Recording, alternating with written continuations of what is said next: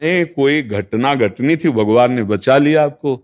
एक घटना जैसे जो मृत्यु जनित होनी थी, वो इतने में बचा लिया।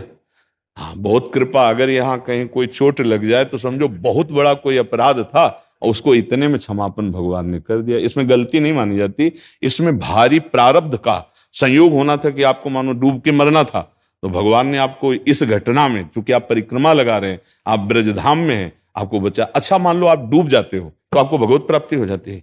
दूसरे जरूर कहेंगे कि यार परिक्रमा कर रहा था बेचारा, स्नान को गया मर गया, लेकिन आप पक्का समझना उसे भगवत प्राप्ति हो जाएगी। जो बड़े बड़े योगी जिस प्राप्ति के लिए, क्योंकि ये ब्रज है, जानबूझ के आत्महत्या करोगे तो भूत बनोगे यहां भी। आग भैया, बाबा ने कह दिया तो बोले वो ऐसे ही उबे है संसार से, नहीं भूत बनोगे। हाँ, ये स्वाभाविक घटना की बात कर रहे हैं कि अगर ऐसा कभी मान लो ऐसा, अब वो समझ में तभी आएगा जब हम किसी सत्य वस्तु को अपनाएं, सत्य वस्तु को जाने। नहीं तो लगेगा कि अब समय ज्यादा नहीं से, दो मित्र थे, एक मित्र गलत मार्ग में चला गया, एक अच्छे मार्ग में, रोज गंगा नहाना, नाम जप करना, ऐसा। जब दोनों मित्रों का मिलान हुआ, वो वैश्यागमन करना, शराब पीना, ऐसा, तो वो बूट पहने अच्छे से और वो नंगे पैर गंगा स्नान करे, तो जो गंगा स्नान करता था उसके इतना बड़ा खजूर का कांटा लगा।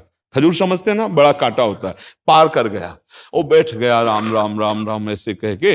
वो जब निकला तो कहा, देखा कहते थे कि ये सब नाटक है, क्या मिला तुझे? और देख मैं बहुत मौज मस्ती से चल रहा हूं। और आगे चला तो एक धूल में, ऐसे ऊंची धूल थी, ऐसे लात लगा, उसमें देखा हीरा। लौट के आया, देख बोल तेरे कांटा लगा, मुझे थैली मिली हीरे की। उसको लगा यार वास्तविक सब नाटक है, क्योंकि मैंने देखा है वैश्यागमन करता है, शराब पीता है, इसको थैली मिली हीरे की, और भजन करता हूँ, राम राम बोलता हूँ, गंगा नहाता हूँ, खजूर का कांटा लगा। तो जब किसी भक्त को संशय होता तो भगवान किसी न किसी रूप में आके संशय निवारण करते हैं।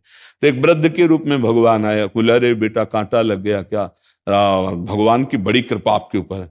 बोले आप कैसे कह सकते हैं भगवान की कृपा? ये कृपा है, कृपा तो उसके ऊपर है। देखो ना, वो हमारा मित्र जो गया, तो उनका बेटा, तुम्हें दोनों की बात याद नहीं, तुम्हें पता नहीं, इसने पूर्व जन्म में सुकृत किए हैं और अब पाप कर रहा है। ये आजीवन चक्रवर्ती सम्राट के पद का भोग करता, न बैठता तो भी वैभव होता। इसके पाप कर्म से सारे पुण्य क्षीण होते चले गए।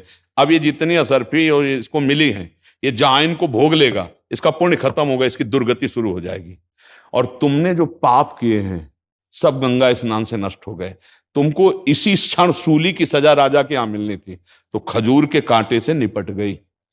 भगवान के गंगा स्नान का फल हुआ सूली की सजा खजूर के कांटे, और उसको राजपद का सुख मिलना था, सारे पुण्य नष्ट हो गए, बस ये थैली भर रह गई है। इसका जहां प्रयोग करेगा तो उसके सारे पुण्य खत्म हुए, फिर इसके ऊपर पाप का, तो उन्होंने बचा लिया। नहीं तुम्हारी भक्ति में ही निष्ठा खत्म हो गई है। तो ये घटनाओं का अगर ज्ञान ना हो तो फिर अंदर से अश्रद्धा हो जाएगी। तो श्रद्धा अगर हमारी टूट जाए तो फिर हमारी भक्ति में बाधा पड़ती है। नहीं तो आप सच्ची मानिए, पैर फिसलना या चोट लगना या किसी भी तरह की हानि होना, बहुत बड़ी हानि को भगवान ने छोटे में कर दिया।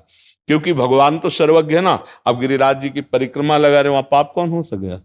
पाप थोड़ी कुछ बना, हमारे पाप का नाश किया गया। ये बात समझ रहे हैं आप? हाँ।